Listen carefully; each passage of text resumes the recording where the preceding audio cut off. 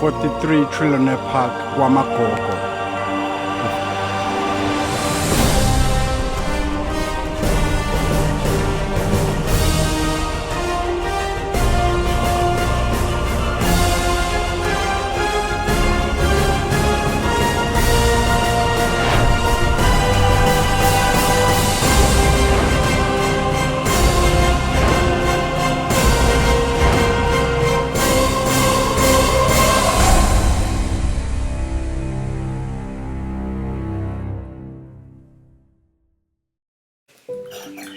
The idea of writing would come back when Nelson Mandela Madiba visited Swaziland in November 1990 as a guest of the king. That was King Mswati III then. That's 1990.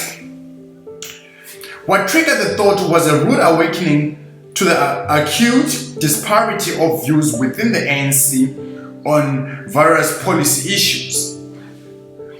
During his stay in Swaziland, Madiba made a call to South Africans to assemble at Manzana guest house, where he was being hosted to meet with him.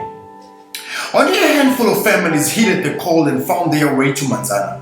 Judging from the turnout, one would be tempted to believe that only those South Africans who were active in the struggle for South Africa's liberation attended. It could also have been a result of self-selection, since at that stage many non-active South Africans wanted little or nothing to do with the ANC or its members. So basically it wasn't everyone, it wasn't every South African around Swaziland back then who was active in the armed struggle or just a struggle for liberation. Some of them just wanted peace. They just didn't want anything to do with the revolution. They just wanted a place to stay. They were just exiles and not operatives or people fighting for the liberation. They didn't want anything to do with the politics back then. On entering the room where the gathering took place, I identified familiar faces in Madiba's entourage. They included Colin Coleman, a former fellow pupil at Salesian High School. I later learned, well, I mentioned earlier that Elias Masilela, the author of the book, actually went to Salesian High School because he lived around Manzana, TRELAWNEY Park number 43, KWAMAGOGO. And I've had the pleasure of going there. It's an amazing place. I'm still going to go there again. Well, it felt like I was part of history when I went there. I later learned that he was one of Madiba's bodyguards. Other leading members of the ANC delegation included people such as Tito Mboweni. Tito Mboweni, you know, Tito Mboweni is handling the money in South Africa. Usaki Makozama, Ujomo Mavuso, Utoke Sehwale. We know Utoke Sehwale, he handling the billions. And Uzwai Piliso.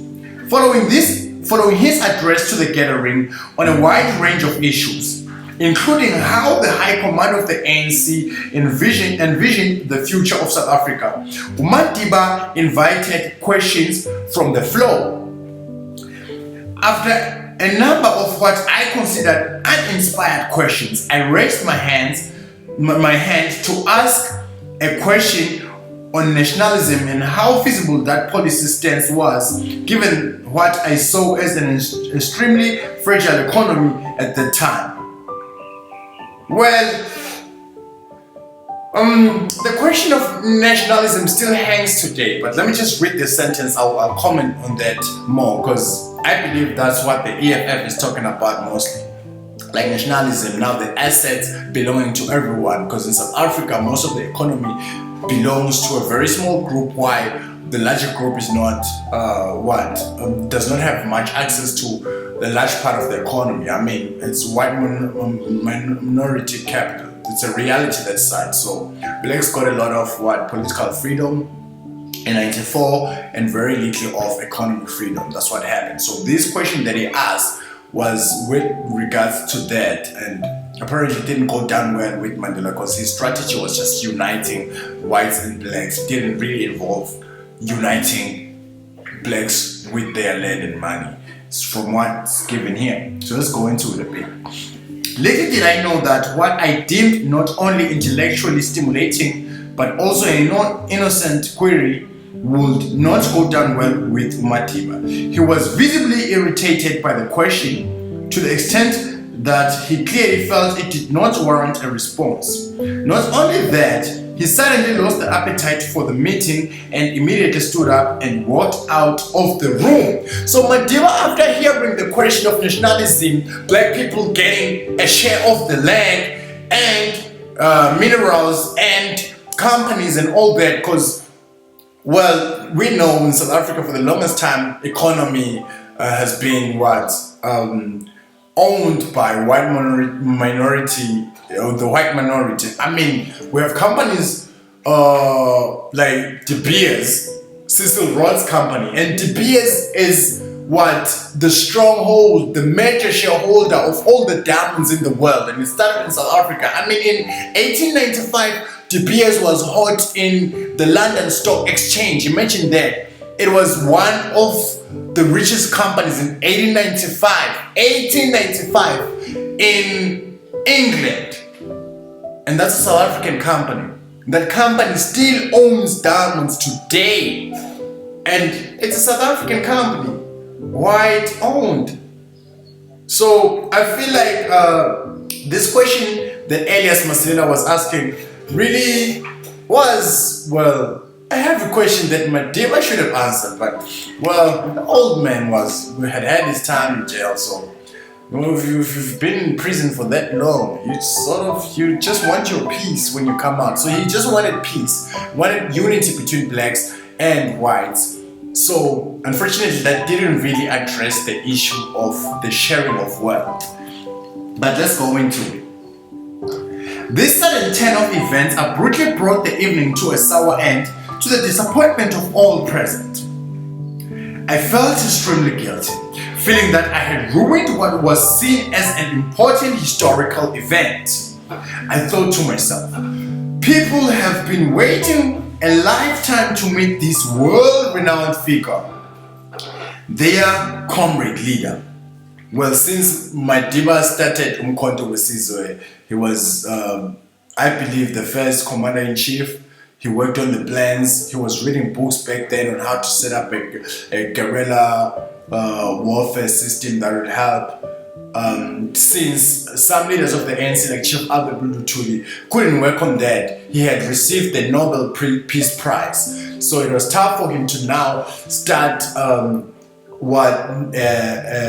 whole section of the ANC that dealt with arms and fighting.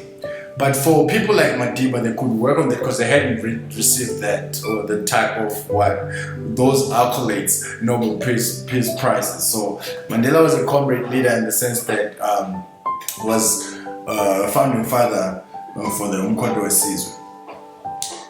And in a split second, I have destroyed what could have otherwise been a wonderful and educative evening. Driving back to Manzini, my brother, who chastised me the whole way for a wrong I had already recognized.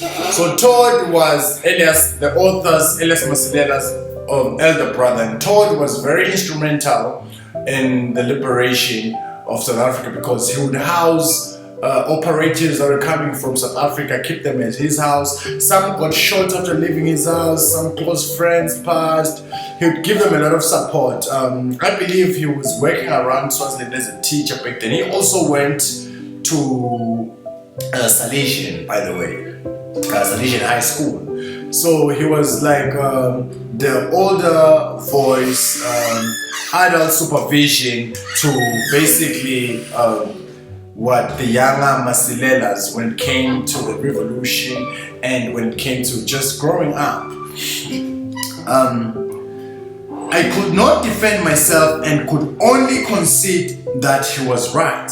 Up until the day I started writing this book, this turn of events remained a source of guilt and wonder. When I began writing, I promised my wife and children,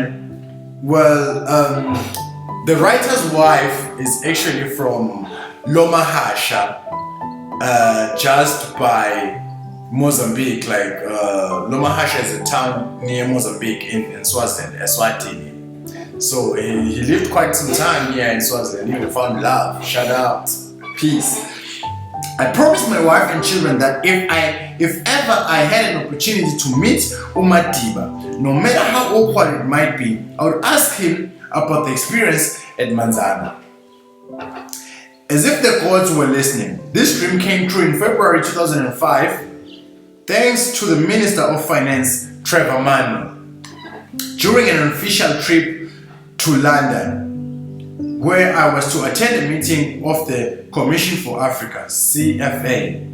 uMadiba happened to be in the city to fundraise and to lend support to the CFA initiative. On 5 February, Trevor arranged that we pay a courtesy call to uMadiba, who was staying at the Dorchester Hotel. To my surprise, as soon as we stepped into the hotel room, in his typical fatherly voice, he said, "Young man, I have been following you in the press and watching you grow in the policy environment. You are doing very well." Well, I hope I came through with that one. I hope I nailed it. I was confounded by the observation, but more confused as to whether he was referring to me then or was linking me to the Manzana event. I did not believe it could be the latter.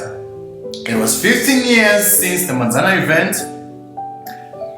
There is no way he could remember what happened so far back then, I thought to myself. However, in the 10 minutes or so that we had, I was determined to establish the truth and deliver on the promise I had made to my wife and children. Using his privileged position, Trevor suggested that we take pictures with uMadiba, to which he agreed. Just as we were about to leave the room, I found the gap to ask my question. I tried to phrase the question in what I thought was the most polite, inoffensive manner. Dada, do you remember many moons ago when you visited Swaziland as guest of the king and you called South Africans to meet with you? There was this young man who stood up to ask a question on nationalism. In his usual stately manner, he stopped me in my tracks and said, "It was you, I know." I'm not sure whether I was embarrassed or relieved, but I do know that I was content that my lifelong wish had been fulfilled. I could not wait to get back home and relate the experience to my family and friends. However, I did not get to ask the other part of my question, why he became so angry on that eventful night. This, notwithstanding, cemented my resolve to write this book.